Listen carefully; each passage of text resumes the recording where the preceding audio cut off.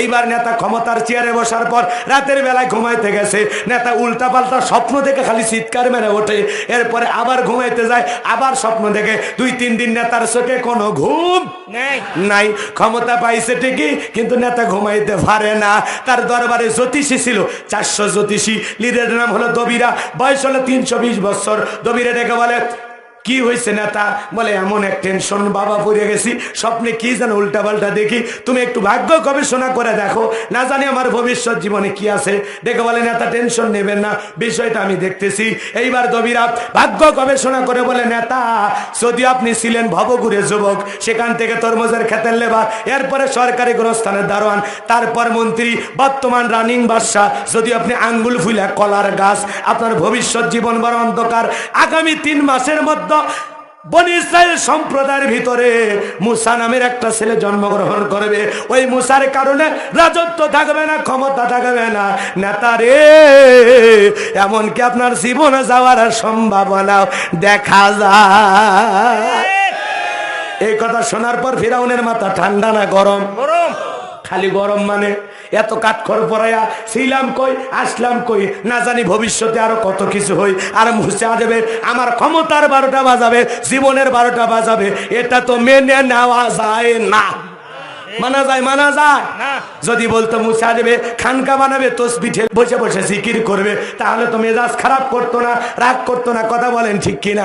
এ বাজান সামনের দিকে যায়। এইবার দবিরের কথা শোনার পর ফিরাউনের মাথা গরম হয়ে গেছে। এটা তো মেনে নেওয়া যায় না। আমার কে টাকা বলে, টাকা হমান এই দিঘায় সর্বনাশ। কি হয়েছে? কয় মুসা নামের একটা ছেলে জন্মগ্রহণ করবে, ওর কারণে রাজত্ব পাওয়ার ক্ষমতা থাকবে না, এমনকি জীবন পর্যন্ত যাইতে পারে। টাকা হামান রে, একটা উপায় বের করে, কি করা যায়? হামান দেখে বলে, মাইট ইজ রাইট, জোর যার মূল্য তার, পাওয়ার রাজত্ব ক্ষমতা যার হাতে, সে যা বলবে সমাজ রাষ্ট্রে দেশে তাই হবে। এ কথা বল নাকি আপনারা? তাহলে কি করতে চাস? দেখো হামান ডেকে বলে, শোনেন, যত ছেলে সন্তান জন্মগ্রহণ করবে সবাইকে জবাই করে করে দুনিয়ার থেকে বিদায় করে দেব। এই কথা শোনার পরে, হামানের কথা শোনার পরে ফিরাউন কিছুটা শান্ত হয়ে বলে, আসলেই তোর মাথায় বুদ্ধি আছে, আসলেই তুই টাকা হামান। তবে শোন, বুদ্ধিটা একেবারেই ভালো হয়েছে, তবে আমার একটা অনুরোধ থাকবে, ছেলেগুলোকে জবাই করবি, মেয়েগুলোকে জবাই করবি না। কারণ ছেলেদের মধ্যে আমার শত্রু আছে, মেয়েদের মধ্যে কোনো শত্রু নাই। তার মানে সরো হলেও মানুষ ভালো, মোবাইল নিয়ে গেল, সিম খুলে দিয়ে গেল। কথা কোন ঠিক কিনা? এইবার সন্তান জবাই করা শুরু হয়ে গেল, হাজার হাজার সন্তান জবাই করলো। 3 মাস পরে দবিরা কে বলে, দবিরা এইবার ভাগ্য গবেষণা করে দেখ, আমার পথের কাটা মুসা মরলো না বাঁচলো। দবিরা গবেষণা করে বলে, না তা যদিও বনি ইসরাইল মায়ের বুক খালি কইরা হাজার হাজার সন্তান জবাই করেছেন। কথা কোন মুসা কয়জন? কথা কোন না, মুসা আসবে একজন। আর মুসার সন্দেহ মনে করছে এই মুসা জবাই কর, এই ছেলে মনে হয় মুসা জবাই কর। এরকম জবাই করতে করতে হাজার হাজার সন্তান জবাই করেছেন। এই জন্য জালেমদের কাছে অপরাধ করে একজন, আর জালেমেরা কষ্ট দেয় হাজার জনকে। কথা কন ঠিক কিনা? এ বাজান গো আমার, এইবার মুসার সন্দেহ, যদি আপনি হাজার হাজার বনি ইসরাইল মায়ের বুক খালি কইরা সন্তান কোলে জবাই করে নিঠুর ভাবে দুনিয়ার থেকে বিদায় করে দিয়েছেন, কিন্তু আপনার পথের কাটা মুসা এখনো মরে নাই, মরে নাই, মায়ের কোলে জীবিত আছে, সুস্থ আছে, কিন্তু কোথায় আছে এইটা বলার ক্ষমতা আমার নাই। বলেন আল্লাহু আকবার। আমাকারু আমাকারাল্লাহ আল্লাহু খায়রুল মাকিরিন।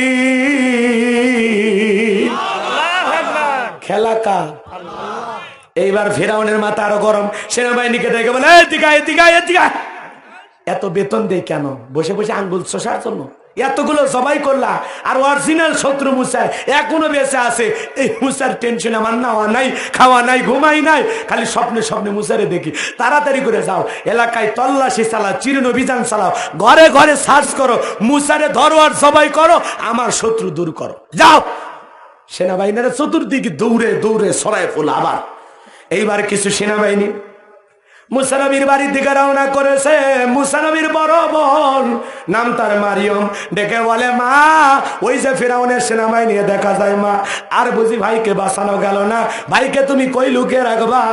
এই কথা যখন বলল, মুসা নবীর মা সন্তানকে এদিক সেদিক দৌড়ায়। কে জানো ইলহামের মাধ্যমে আওয়াজ দেয়, বলে মুসার মা, তোমার চুলার ভিতরে তোমার ছেলেকে ছেড়ে দাও, কথা দিলাম গো, আবার তোমার ছেলেকে তোমার কোলেই ফেরাইয়া দেব। মুসা নবীর মা দেরি করলেন না, চুলার ভিতরে ছেলেকে ছেড়ে দিলেন। এইবার জালেম বেঈমান রাইসা পুরো বাড়ি সাজ করে চলে গেলেন। মুসা নবীর বাবা চোখের পানি ছেড়ে দিয়ে কাঁদে আর বলে, ওই জালেমদের ভয়ে সন্তানকে চুলার ভিতরে ছেড়ে দিলি, আমার মোষের মনে হয় আগুনে পুড়ে কয়লা হয়ে গেছে, ওরা যদি জবাই করত ছেলে লাশটা বুকে জড়ায় কাঁদতে পারতাম। এ মুসার মা, আমার মনে হয় মোসার বাইসা নাই। স্বামীর চোখে পানি দেখা মুসা নবীর মাও কান্দে। মুসা নবীর মা বাবার অন্তরে দয়া মায়া আছে, আমাদের মা বাবার অন্তরে দয়া মায়া নাই? আছে না নাই? যুবক রে, মায়ের বাবার মনে কোনোদিন কষ্ট দিও না। অকদ রব্বুকা আল্লাহ তা'বুদু ইল্লা ইয়াহু ওয়া বিল ওয়ালিদাইনি ইহসানা। আল্লাহ ডেকে বলে আমার ইবাদত করো, আমার দাসত্বর গোলামি করো, আমার ইবাদতের সাথে কাউকে শরীক করো না। আমার ইবাদতের পর তোমাদের দায়িত্ব হলো মাতা পিতার খেদমত করা, তাদের সাথে উত্তম আচরণ করা, ভালো ব্যবহার করা। দয়ার নবীজি বলেছেন, হুমা জান্নাতুকা ওয়া নারুকা, তোমার পিতামাতাই তোমার বেহেশত, তোমার পিতামাতাই তোমার দোজখ। এই জন্য নেক আমল করে পিতা মাতার কাছ থেকে দোয়া নেওয়া লাগবে, খারাপ ব্যবহার করা যাবে না রে যুবক। তোদের পা 2 টাকা দে, আমি তোদের পায়ে ধরে অনুরোধ করে বলে যাই, মার দিকে চোখ রাঙায় না, মারে গালি গালাজ করো না, মারে কষ্ট দিও না। এই যুবক 10 মাস 10 দিন মা বড় কষ্ট করে তোরে আমার পেটে রাখছে, মা বড় কষ্ট করে প্রসবের যাতনা সহ্য করছে, মা বড় কষ্ট করে তোমারে আমারে দুধ পান করাইছে, তোমার আমার পেশাব পায়খানা পরিষ্কার করাইছে, নিজে না খাইয়া যে মা বাবা তোমারে আমারে খাওয়াইলো, যে বাবা মাথার ঘাম পায়ে ফেলে কষ্ট করে রিক্সা ভ্যান চালায়া কৃষি খেতে কাজ কইরা তোমারে আমারে পড়াশোনা করে মানুষের মতো মানুষ বানাইলো, ওই মা বাবার মনে কষ্ট দিস না রে যুবক, কষ্ট দিস না। ওই মা বাবার চেহারার দিকে মায়ের নজরে, ভালোবাসার নজরে তাকাইলে আল্লাহ আমল নামায় কবুল হজের সব লিখে দেয়। সেই মা বাবার মনে কষ্ট দেওয়া যাবে না, যে মা বাবার মনে কষ্ট দেয়, মা বাবা যদি বেজার হয়, আসমানের মালিক আল্লাহ বেজার হয়। কোন কোন যুবক আছো মাতা পিতার মনে কষ্ট দিবা না, পিতা মাতার খেদমত করে তাদের মুখে হাসি ফোটাইয়া তাদের কাছ থেকে দোয়া নিয়ে ভাগ্য খুলতে চাও, কারা কারা 2 হাত তুলে আল্লাহকে একবার দেখাও। আল্লাহ আমাদের সবাইকে পিতামাতার খেদমতকারী সন্তান হিসেবে কবুল করুন, জোরে বলুন আমিন। লম্বা হবে, পিতামাতার খেদমত নিয়ে ওয়াজ করা যায় 2-1 ঘন্টা, কিন্তু ওই দিকে সময় হবে না। যে কথা বলতে চাচ্ছিলাম, 1 পা 2 পা করে মুসা নবীর মা চুলার দিকে তাকায় দেখে মুসা নবী চুলার ভিতরে পড়ে মুস্কি মুস্কি হাসে। এইবার সন্তানকে চুলা থেকে উঠাইলেন, কোলের ভিতরে না চুমা খাইতেছেন, আদর করতেছেন। আরে কলিজার ধন ফিরে পাইছে। মুসা নবীর মা আদর করে, মুসা নবীর চুমা খায়, গালে মুখে চুমা খায়, মুসা নবীর বাবাও গালে মুখে চুমা খায়। হঠাৎ করে কে যেন আবার ইলহামের মাধ্যমে আওয়াজ দেয়, বলে মুসার মা, আর কতদিন জালেমদের ভয়ে ভাবে লুকিয়ে রাখবা? সিন্ধুক একটা বানাইয়া দরিয়ায় ভাসায় দাও, কথা দিলাম গো, আবার তোমার ছেলেকে তোমার কোলেই ফেরাইয়া দেব। সুবহানাল্লাহ। এবার সিন্ধুক পাবেন কোথায়? টেনশনে পড়ে গেল। পরের দিন সকালবেলা ভোরবেলা কে যেন ডেকে বলে, মিস্ত্রি লাগবে মা, মিস্ত্রি লাগবে। মুসা নবীর মা বলে, জীবনে কেউ মিস্ত্রি বলে ডাক দেয় না, ও মিস্ত্রি এদিকে আসো, তুমি কি বানাইতে পারো? ডেকে বলে, মা আপনি যদি মনে করেন এমন একটা সিন্ধুক আপনার দরকার, যেই সিন্ধুকের ভিতরে আপনার সন্তানকে তুলে দরিয়ার বুকে ভাসায় দেবেন, আপনি চাইলে এরকম সিন্ধুক আমি বানায় দিতে পারি। মুসা নবীর মা ডেকে বলে, মিস্ত্রি তুমি তো একেবারে মনের কথা বলেছো, এরকম সিন্ধুক কি তোমার দরকার? ডেকে বলে, মা ভিতর থেকে একটু পানি নিয়ে আসেন, আমার যন্ত্রপাতি আছে, এগুলো ধার দেওয়ার জন্য পানি লাগতে পারে, আবার না হলেও চলবে, আপনি একটু ভিতরে যান। ভিতর থেকে মুসা নবীর মা পানি নিয়ে এসে দেখে মিস্ত্রি সুন্দর একটা সিন্ধুক বানায়া দাঁড়িয়ে আছে। বলেন আল্লাহু আকবার। এবার সিন্ধুক হাতের মধ্যে দিয়ে দৌড়ায়। মুসা নবীর মা পিছন থেকে ডাইকা বলে, মিস্ত্রি এই বিপদের দিনে এত বড় উপকার করলা, লোহার পয়সা কিনিবা না, কাঠের পয়সা কিনিবা না, তোমার পারিশ্রমিকের দাম কিনিবা না। ডেকে বলে, মা যারা বিপদে পড়ে বিনিময়ে তাদের উপকার করি, কোনো টাকা পয়সা গ্রহণ করি না। সুবহানাল্লাহ।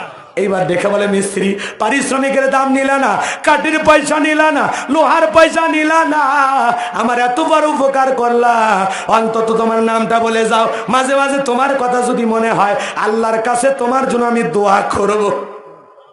মিস্ত্রি ডেকে বলে মা আমি দুনিয়ার কোন সাধারণ মিস্ত্রি না, আমি আল্লাহর ফেরেশতা, আমার নাম হলো জিবরাইল।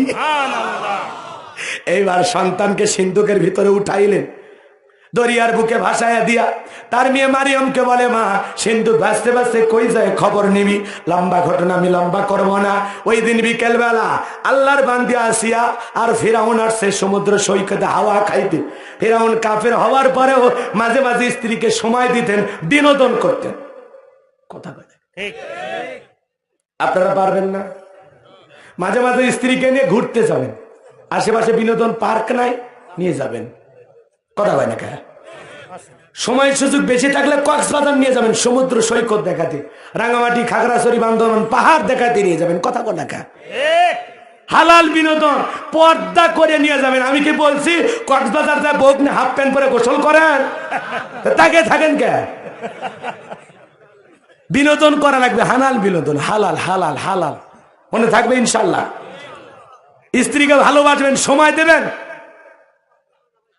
মাঝে মাঝেই সময় দেবেন, রসিকতা করবেন, ঘরের ভিতরে ঢুকে দুই একটা মিষ্টি মিষ্টি কথা বলবেন। চেহারা আছে এমনই হোক, বাড়ির ভিতরে ঢুকে কোনো কথা নাই, ঘরে লাইট বন্ধ। যদি বলে লাইট বন্ধ কে?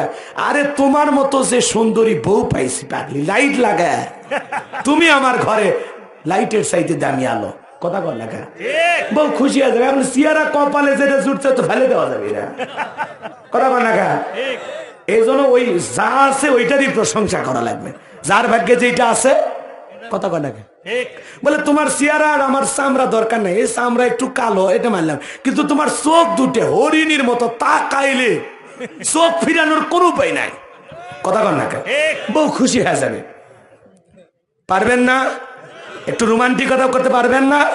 হ্যাঁ, রোমান্টিক স্বামী হওয়া লাগবে, রোমান্টিক স্বামী, তাহলে বউ বেশি ভালোবাসবে। কথা কয় ঠিক কিনা?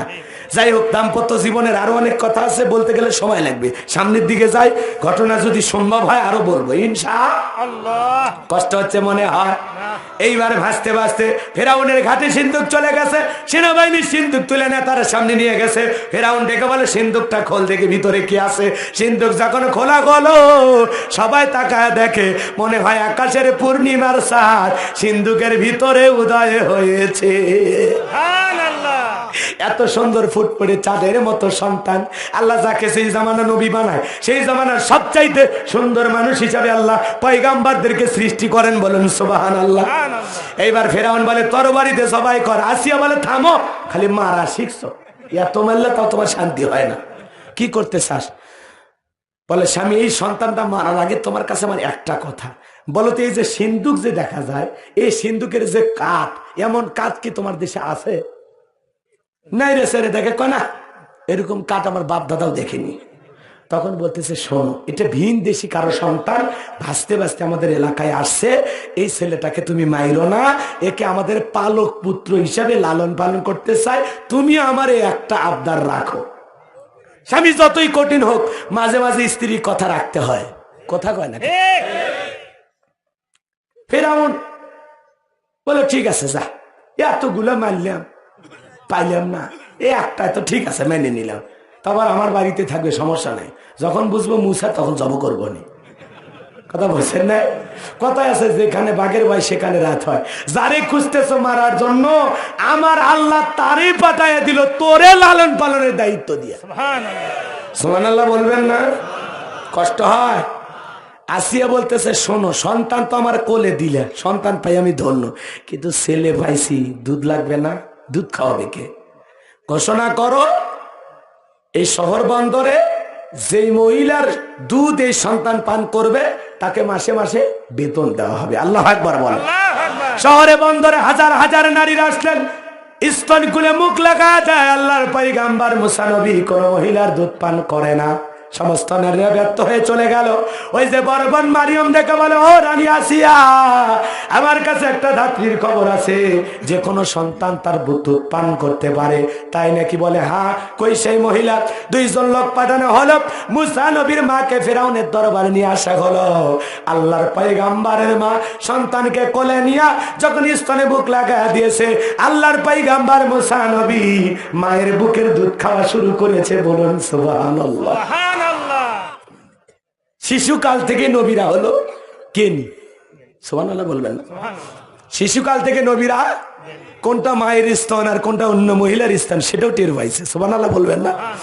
এইবার বাজান গো আমার আসিয়া দেখে বলে, ও মহিলা, তোমার বেতন ডাবল দেব, থাকার কোয়ার্টার ফ্রি।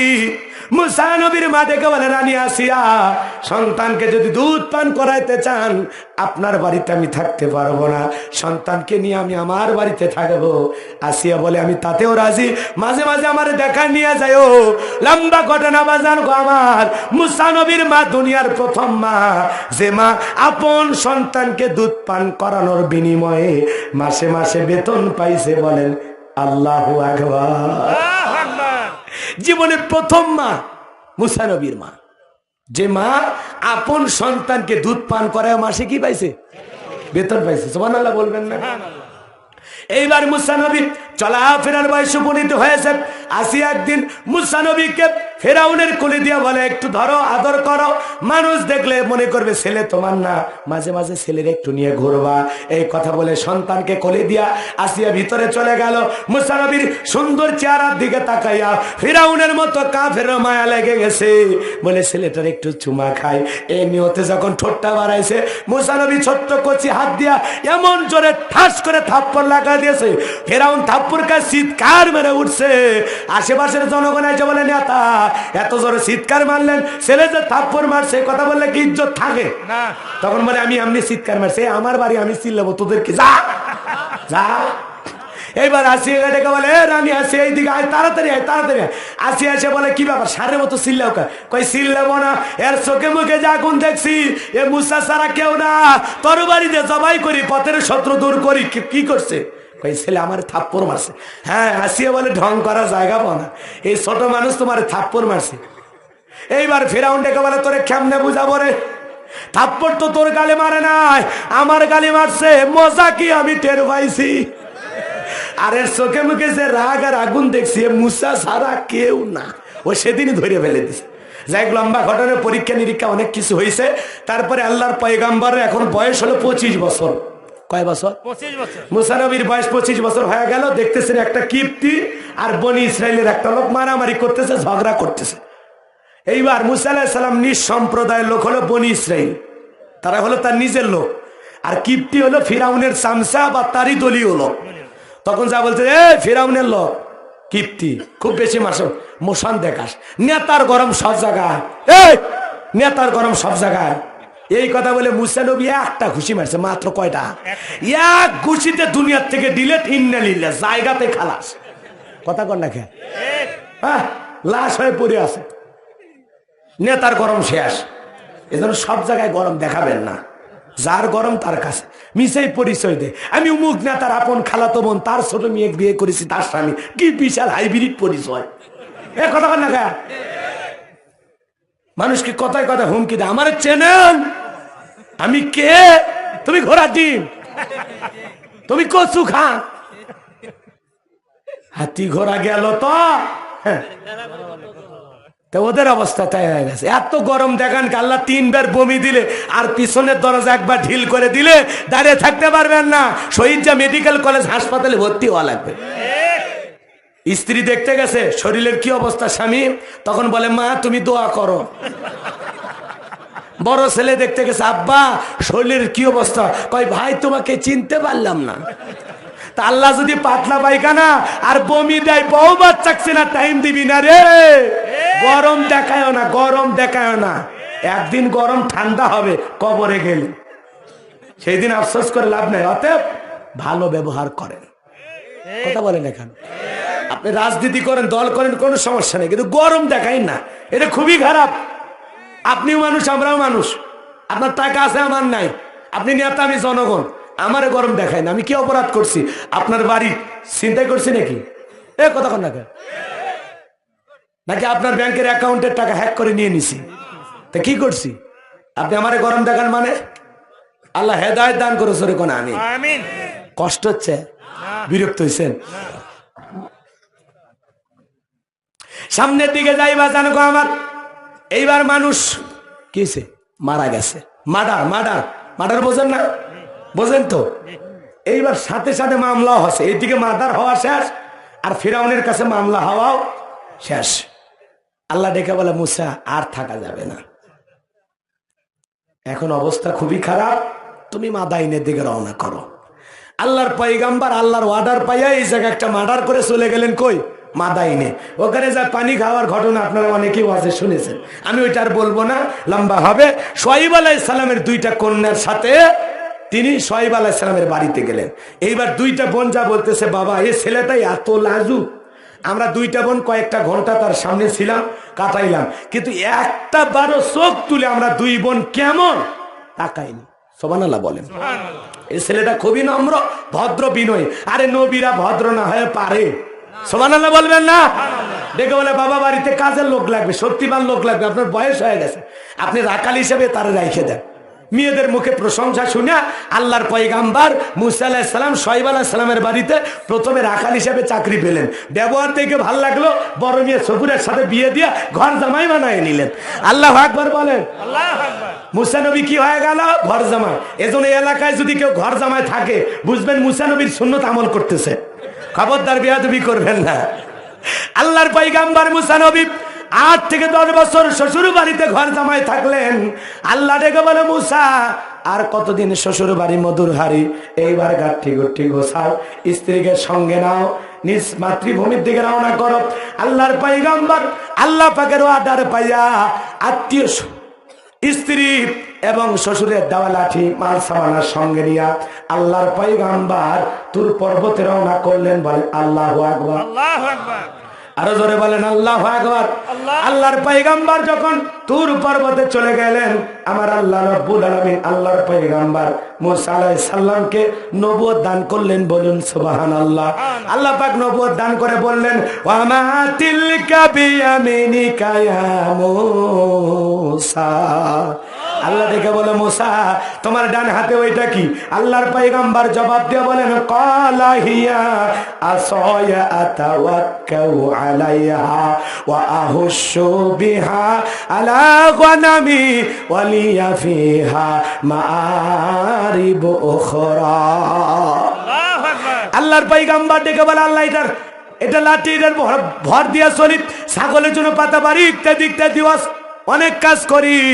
আল্লাহ ডেকে বলে পয়গাম্বার প্রশ্ন করলাম একটা জবাব দাও যাবে, একটা ফাইনাল খেলাত কিন্তু আসে গেছি, একটু খালি অপেক্ষা করেন, দয়া করে ওটা বসা করে না, কয়েকটা মিনিট সময় দেন, আর না হলে বলেন আমি দোয়া করে দিই। ফাইনাল খেলায় আসে গেছি ভাই, আসে গেছি। কয়েকটা আয়াত তিলাওয়াত করি, তাফসীরুল কোরআন মাহফিল কি কোরআন থেকে কথা বলার দরকার নাই? এইবার ঘটনাগুলো আমি সব কোরআন থেকে বলবো, কষ্ট হচ্ছে আপনাদের?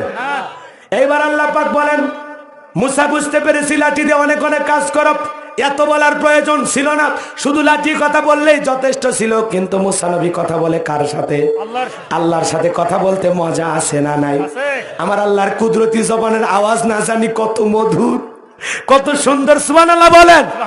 তুমি কত সুন্দর, কি করে বুঝাই তুমি কত সুন্দর, কি করে বুঝাই, কোন ভাষা পাই না খুঁজে তোমার তুলনা, তুমি নিজেই তুমি কত সুন্দর, কি করে বুঝাই। মারহাবা কর।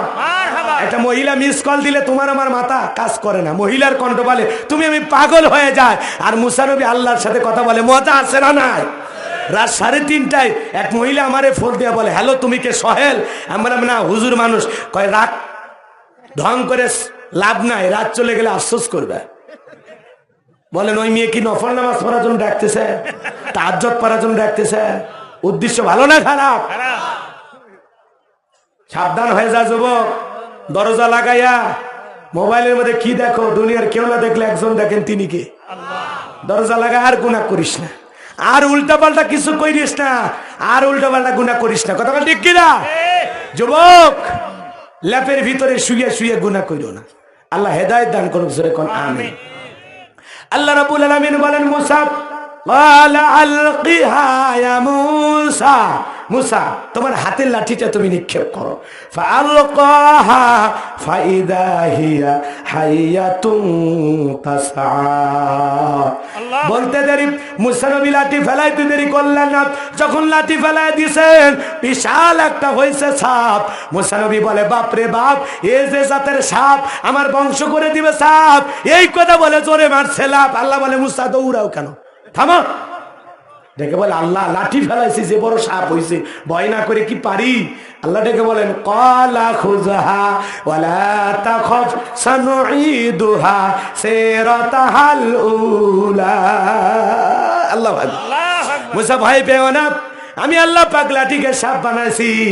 আবার ওই সাপের দিকে হাত বাড়াও, আমি আল্লাহ তাআলা পূর্বের মতো লাঠি বানায় দেব। বলুন সুবহানাল্লাহ। ভয়ে ভয়ে ভয়ে ভয়ে হাত দিতেছেন। সাপ যখনই ধরতে যাবেন এই হাত টাচ করতে দেরি, আল্লাহ আবার পূর্বের মতো লাঠি বানাইতে দেরি করে নাই। কোন সুবহানাল্লাহ। এরপরে আল্লাহ পাক বলেন ওয়াদহুম ইয়াদাকা ইলা জানাহিকা তাখরুজ বাইদা মিন গায়রি সুইন আয়াতান উখরা লিনুরিয়াকা মিন আয়াতিনাল কুবরা। আল্লাহ ডেকে বলে মুসা তোমার ডান হাতটা বগলের নিচে ঢুকাও, ওখান থেকে বের করো। কোন দোষ ছাড়া আমি আল্লাহ পাক ধবধবে সাদা উজ্জ্বল চমৎকার দেখাইলাম। এই যে কুদরতের দুইটা নিদর্শন দেখাইলাম, এই যে দুইটা মুজিজা দান করলাম, হাতের লাঠি ফেলে দিলে কি হয়? সাফ হয়। আর বগল নিচে হাত ঢুকাইলে সাদা উজ্জ্বল চমৎকার সুন্দর দেখায়। এই যে দুইটা মুজিজা দান করলাম, এইবার তোমার দায়িত্ব ইযহাব ইলা ফিরআউনা ইন্নাহু তাগা। আল্লাহু আকবার। যাও, ওই ফেরাউন সীমা লঙ্ঘন করেছে, পাপের 16 কলা পূর্ণ করেছে, 40 বছর শিক্ষা ব্যবস্থা বন্ধ করেছে, ঘরে ঘরে ওর তৈরি করা মূর্তি বানায় দিয়েছে, নিজেকে রব বলে দাবি করে পাপের 16 কলা পূর্ণ করেছে। আর ওকে ছাড় দেওয়া যাবে না। যাও, প্রথমে দাওয়াত পৌঁছায় দাও, মেসেজ পৌঁছায় দাও যে তুমি একজন আল্লাহ রসুল, আমি তোর মানে নবী বানাইছি, এই মেসেজটা তুমি প্রথমে পৌঁছায় দাও। মুসা নবী ডেকে বলে আল্লাহ আপনি কি ভুলে গেছেন আমি ফিরাউনের দরবারে মার্ডার কেসের আসামি, গেলেই তো ফাঁসি দিয়ে মারবে। আমার আল্লাহ ডেকে বলে মুসা যাদের সাথে আমি আল্লাহ আছি, যাদেরকে আমি আল্লাহ ভালোবাসি, কোন জালেম ফাঁসি দিয়ে মারতে পারবে না, আগুনে পোড়ায় মারতে পারবে না, পানিতে ডুবায়া মারতে পারবে না। শত নির্যাতনের বুকেও ইমানদারকে মুমিনকে আমি আল্লাহ টিকে রাখব। কন্যাকে কথা ঠিক আছে? ডেকে বলে আল্লাহ তাহলে যাওয়া লাগবে? বলে হ্যাঁ, নবী বানাইছি মানে অবশ্যই যাওয়া লাগবে। দেখে বলে আমার ভয় লাগে। কি লাগে? কি লাগে? এত বড় কাফেরের সামনে দাওয়াত দিতে যাবেন, একটা ভয় আছে না? আমরা যখন মাদ্রাসায় পড়েছিলাম, আমাদের হুজুর যখন কোরআন শরীফ হাতে দিয়েছিলেন তখন এই দোয়া পড়াইছিলেন। আমরা মনে করেছিলাম হয়তোবা কোরআন শরীফ হাতে নেওয়ার সময় এই দোয়া পড়া লাগে, কিন্তু না। তাফসীর পড়তে গিয়ে বুঝলাম যে মুসা আলাইহিস সালাম যখন এই জালেম স্বৈরাচারী শাসক পৃথিবীর শ্রেষ্ঠ বেঈমান ফেরাউনকে যখন দাওয়াত দিতে গিয়েছিল তখন এই দোয়া করেছিল। কার কাছে? আল্লাহর কাছে। কথা বলেন না কেন? আল্লাহর কাছে দোয়া করে বলেছিলেন ক্বালা রাব্বিশ শরহ লি সাদরি ওয়া ইয়াসসির লি আমরি আহলুল উকদাতাম মিন লিসানি ইয়াফকাহু কওলি ওয়াজআল লি ওয়াজিরাম মিন আহলি হারুন আখি। ডেকে বলেন আল্লাহ আমার বক্ষকে প্রশস্ত করে দাও, আমার কাজকে সহজ করে দাও, আমার জিহ্বার জড়তাকে দূর করে দাও, সহজেই যেন ওরা আমার কথা বুঝতে পারে। কথা বোঝেন নাই? আল্লাহর পয়গাম্বর আল্লাহর কাছে দোয়া করে বলেন আল্লাহ আর আমার পরিবারের মধ্য থেকে আমার ভাই আছে, নাম হলো হারুন, তারা আপনি নবুয়ত দান করেন। আল্লাহ বলে দোয়া মঞ্জুর, যাও তোমার ভাইকেও নবুয়ত দান করা হলো। বলেন আল্লাহু আকবার। কষ্ট হচ্ছে আপনাদের?